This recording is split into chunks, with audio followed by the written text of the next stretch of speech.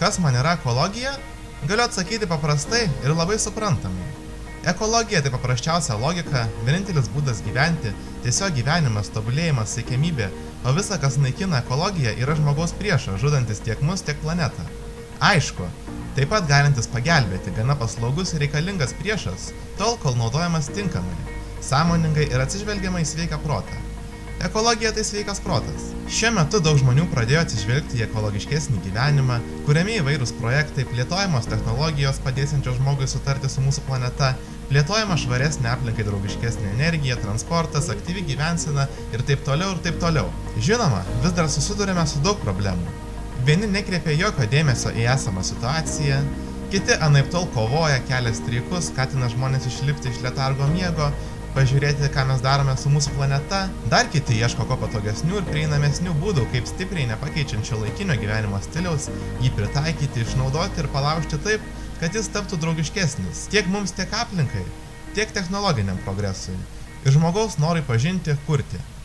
Labai lengvai kiekvienas iš mūsų galime prisidėti prie ekologiškesnio gyvenimo, įsiugdę tinkamus įpročius, kurių dėka vėliau mes patys savo dėkosime ir išlošime daug daugiau, negu kad nieko nedarytume. Švaresnė aplinka, geresnė sveikata, stipresnė ekonomika tik keletas svarbių privalumų, suteikiamų už tokius nedidelius pokyčius. Tik informacijos trūkumas stabdo žmonės tai pasiimti.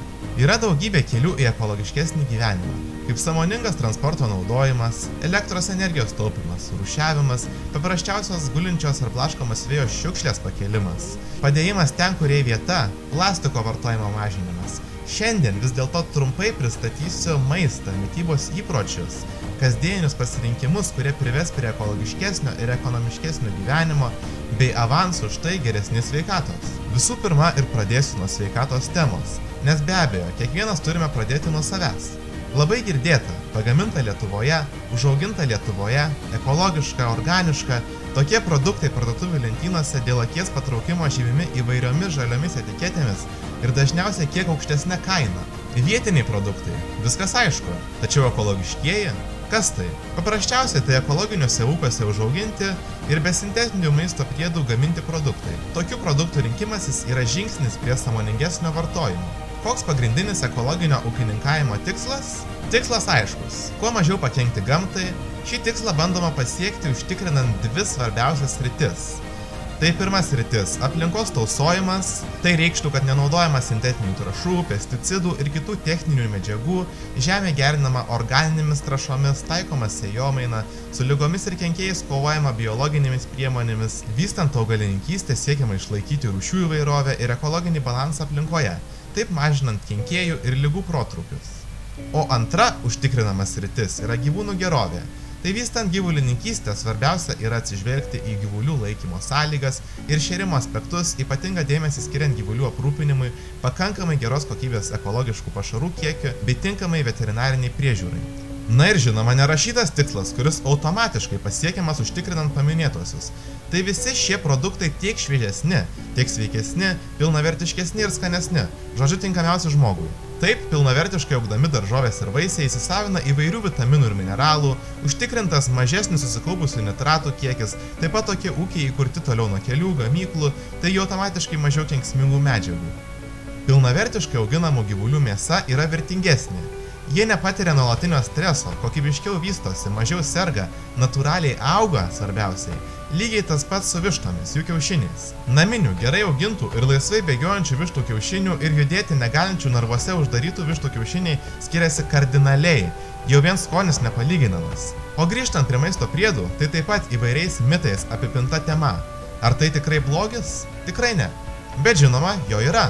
Pirkdami maistą, jo etiketėse matome sudėtį. Tai yra, iš ko jis pagamintas. Paprastai čia bus įvairių maisto priedų, dažnai žymimų E raidėmis. Maisto priedai natūralios arba sintetinės cheminės medžiagos dedamos į maisto produktus, siekiant išlaikyti, sustiprinti, susilpninti tam tikras produkto savybės. Pridėti papildomų, pavyzdžiui, skonis, kvapas, išvaizda. Gaminant daugumai patiekalų maisto priedai reikalingi. Tik patys renkamės, ką į juos dedame. Vis dėlto prieš perkant pagamintą maistą pravartu pasižiūrėti, kas yra jo sudėtyje. Kai kurie maisto priedai naudojami nuo senovės.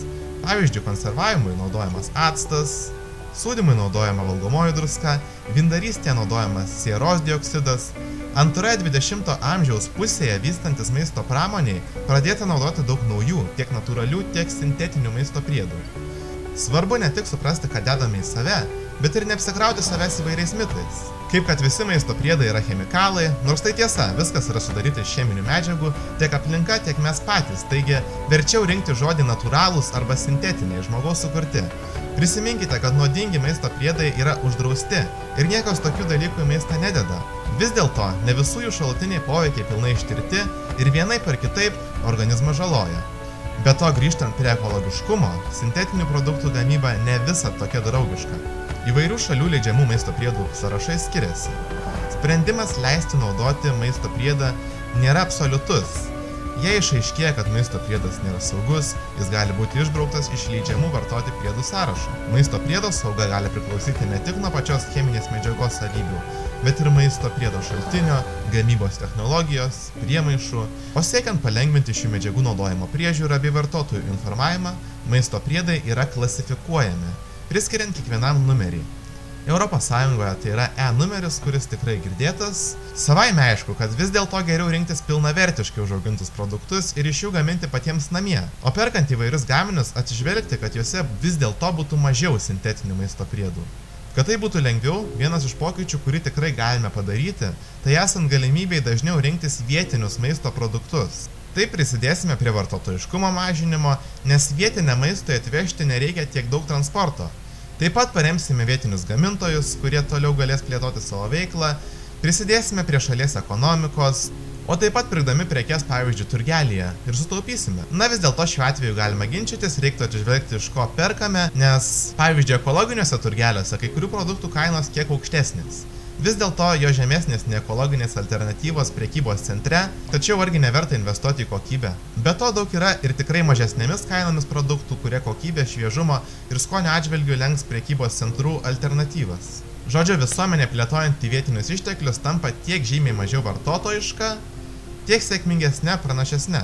Automatiškai tokie produktai turi mažiau sintetinių maisto priedų, nesistengiama įvairiais būdais prailginti jų galiojimo laiko. Žinoma, neturime apsiriboti tik savo produktais. Visas pasaulis mūsų ir galime rinktis ko tik norime. Pavyzdžiui, bananų ar apelsinų, alyvuogių užaugintų Lietuvoje nenusipirktume. Ir čia yra viskas gerai. Prekyba mainai tarp šalių visą atvyko ir turi vykti. Tačiau, jei yra galimybė, jei pavyzdžiui matome pasirinkimą pirkti lietuvišką ar atvežtinį pomidorą, agurką, kodėl nesirinkti šviežesnio? Kodėl karts nuo karto neužsukti į ūkininkų turgelį? Čia daržovės kvepia, nėra beskonės, primena tikrumą ir tai faktas. Čia gyvulinis maistas augintas ir paruoštas žymiai atsakingiau, natūraliau. Kodėl to nepasinaudoti?